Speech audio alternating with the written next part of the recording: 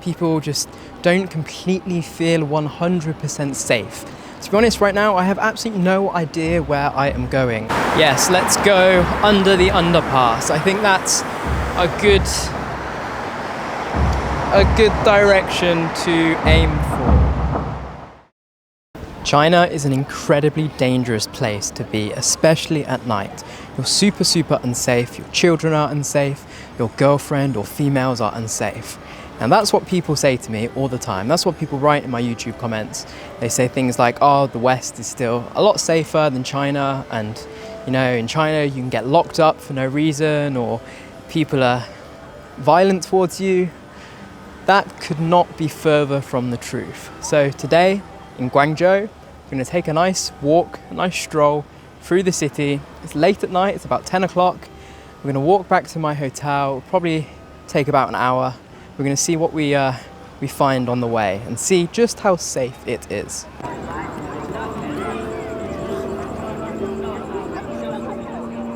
The Cantonese region of China is truly one of the most charming places in the whole entire world. Such a beautiful region.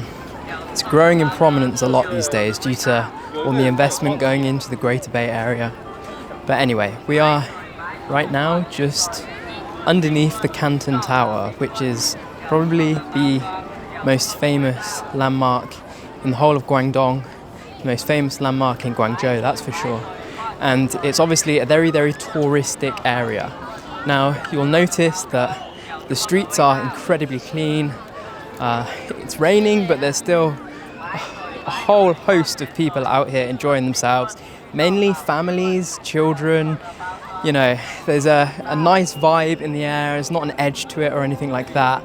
Children just playing by themselves out on the street. It's a very nice place to take a walk.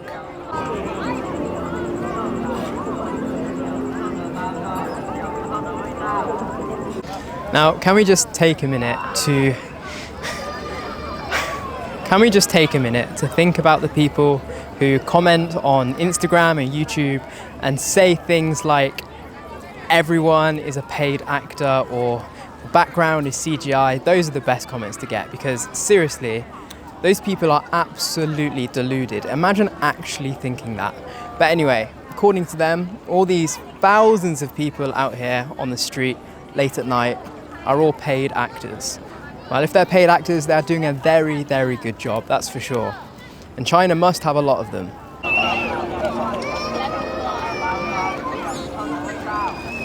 So this landmark that we're about to come up on and walk around before we head back to my hotel through the city centre is the Canton Tower. And I mean, it's probably comparable to perhaps the Eiffel Tower in Paris that I visited just maybe 3 or 4 months ago. And I have to say, the vibe, the surroundings, the kind of people and the atmosphere is completely different. I mean, it's like night and day difference.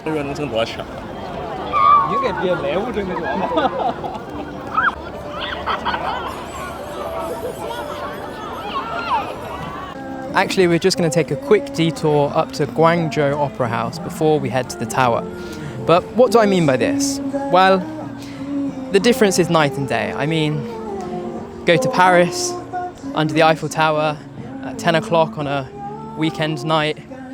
I mean, you're not going to have the same vibe at all.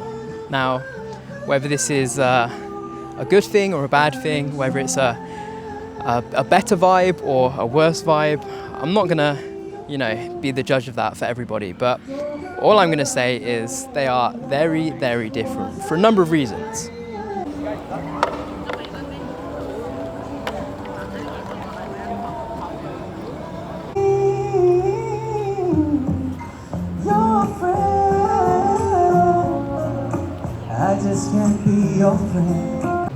So first and foremost, you may have noticed in the background of this video so far that there are kids playing by themselves without the supervision of their parents, and there's, women walking about by themselves, young women, young girls walking about by themselves. Now that is not a sight that you would see near the Eiffel Tower or in Paris or another European capital late at night on a weekend. There's absolutely no way whatsoever.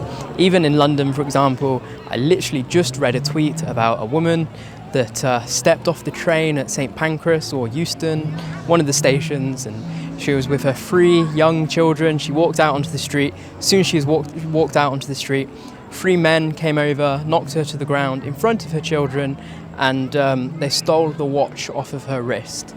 Now, imagine if that happened here. I mean, it's just completely unthinkable, absolutely unthinkable. That would never, ever, ever happen in China.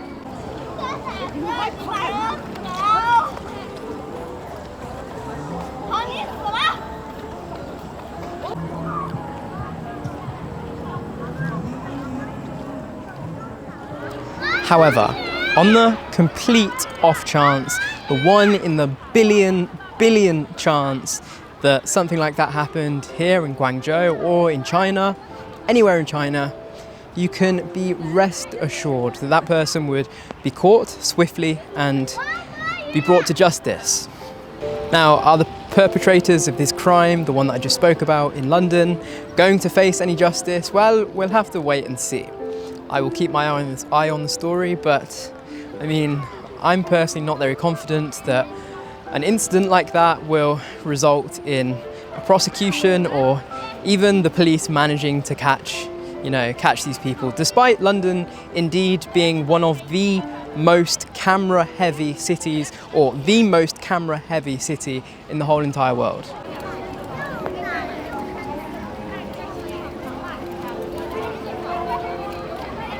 谢谢啊。不客气。你你的手机。谢谢。来来。That's so funny. Those guys just asked me to take a picture for them, and I thought they were asking to take a picture with me. So yeah, that was a little bit embarrassing. But anyway, what was I saying? That usually happens in big tourist attractions, tourist spots like this. A lot of people usually come up to foreigners and are very intrigued and curious and ask if they can take a photo with them. That's obviously what I thought he was doing. But no, he just wanted a photo of him with his friend and wanted someone to take it for him. But anyway, back to the video. So are the perpetrators of this crime likely to be brought to justice? I don't know. I'll keep my eye on it. But the whole reason this crime exists is because these people feel emboldened. They feel emboldened and they feel like they are able to get away with this crime because going on track record, going on past history in the UK, people that commit these crimes usually do get away with it. But just the fact that a crime like this has the possibility of going unpunished, in fact, a crime like this happens all the time. There's nothing special about it. It probably happens, hundreds of times per day, per week. But the whole fact that a crime like this can go unpunished, everybody knows that it can go unpunished. So people's thoughts and people's feelings, when they're out on the street in London, in European capitals, European cities, is very, very different to, for example, your feelings when you're out on the street in China or in Asia, because here, nothing like that would ever happen. And, you feel protected, you feel safe. You feel like you're in a functioning, proper society with rules and norms, and that if people break these rules and these norms, then something bad will happen to them. So obviously, hands down, this makes this society, for me at least, and for many, many, many others, a lot nicer, a much better place to live in than perhaps European society at the moment. And it's very unfortunate, and it's very hard to say that because obviously that's my home, but that is what has come of it. And I mean, right now, those are my feelings, and I have a feeling that more and more people will start to have this feeling as the years go on.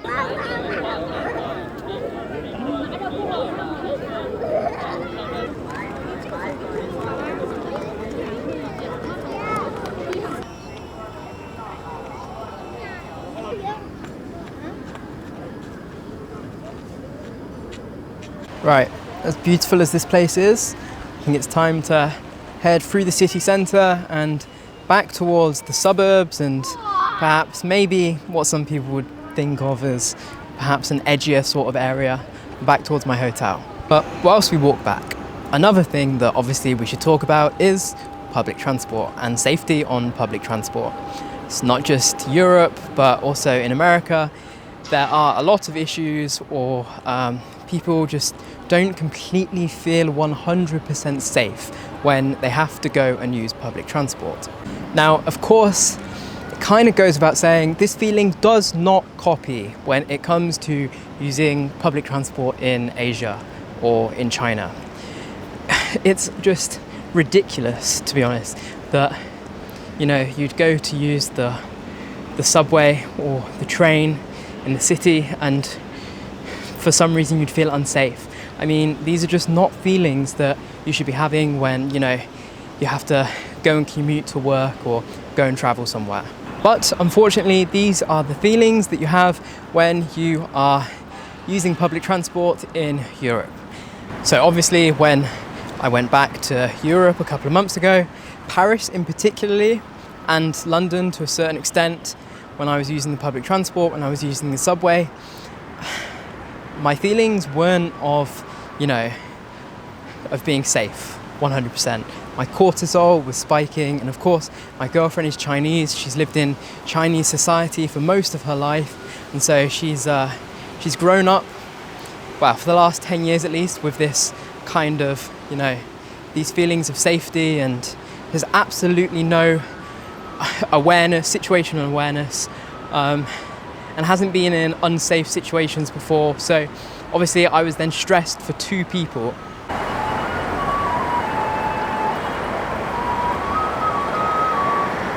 So how liberating it is to live in a society where all of this is just completely normal. To be honest, right now I have absolutely no idea where I am going. I just had to stop to get a Chongdian bao because my phone, I didn't check my phone in ages, almost ran out of battery. But I'm not worried or anything, I'm not scared. It's actually been about 40 degrees for the past couple of days, and the temperature drops quite a bit at night, so it's nice just to go for a leisurely stroll through the side streets at 11:30 at night. I mean, nowadays I take the fact that I can do that for granted, but I shouldn't, because what a privilege it is to be able to do that. I mean, people in China that are watching this, that have never left China, will think, what is this guy talking about? Like, this is just completely normal, being able, why wouldn't you be able to walk on the streets at 11 o'clock at night, and feel safe? That's just normal, isn't it? Well, unfortunately not. It's normal for you guys, but for us in the UK or Europe or America, it's really not normal at all. And for those of you in the UK or Europe or America watching this, truly it's so nice just to be able to do this. Walk through a city of almost 20 million people, city centre. I've got a very expensive camera in my hand and, no worries in the world whatsoever. It's a very liberating and free experience. And I feel sorry for the girls back home, that feel unsafe to walk the streets after the sun goes down at home, because, they feel like they're at risk of something bad happening to them. And you see girls here in Shanghai or Guangzhou or all across China, 2-3 o'clock in the morning, their heads buried into their phones, no situational awareness, no care in the world for what's around them, because they know that no harm will come to them and they're just completely safe on the street. And wow, such a nice, underrated feeling. At home in the UK, I remember being in high school, senior school, college, and you're going out with girls, like friends that are girls, and you're going to clubs and stuff, and you have to walk them home or make sure that they get home safe, or make sure you text us when you get home, that kind of thing, because you are genuinely worried for their safety on their walk home. And some people will watch this video and say, well, it's a good thing that society in the UK or America or Europe is like this, because then people grow up with a little more situational awareness and street smarts and that sort of thing. And well, to those people I say, wouldn't it just be better if all societies were just safer and girls and just people in general were able to walk the streets late at night? You shouldn't have to It shouldn't be dictated to you what time you can and can't walk the street because of you're scared for your safety. Is that freedom? Is that what being free is? Because that doesn't sound very free to me. It doesn't sound very free at all. Now, it is a fact that there is no place in China that I have visited so far out of any of the tens and tens and tens of cities and provinces, both tier 1, 2, 3, 4, 5, all of them that I've visited so far, there are no areas of those cities that have been, off limits or a little bit more dangerous and therefore should be avoided or anything like that. But there are places in the UK or in America or in Europe where you do actively avoid it. And not just you actively avoid it, not just everybody actively avoids it, but even the police are told it's a no-go zone for them because it's too dangerous for them. Can you imagine that? Can you imagine an area of the city that not even the police are allowed to go through? So ridiculous.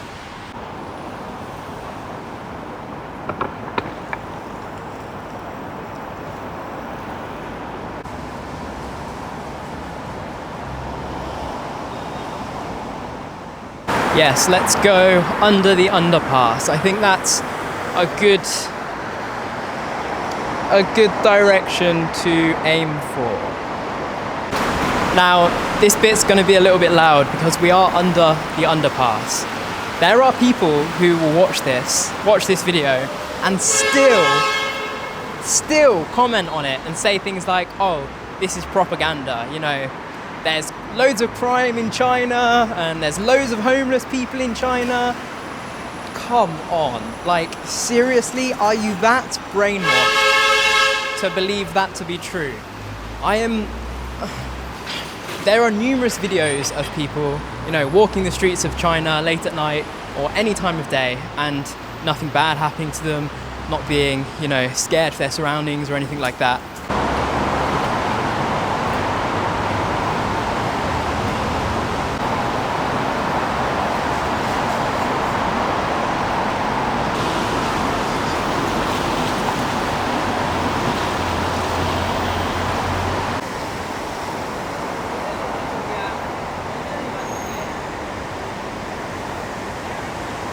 Let me just remind you guys, this is a city of almost 20 million people. It's late at night, very late at night. I have absolutely no idea where I am going other than just a general direction of where my hotel is. It's a city that I'm not 100% familiar with, and I have a multi-$1,000 camera in my hands.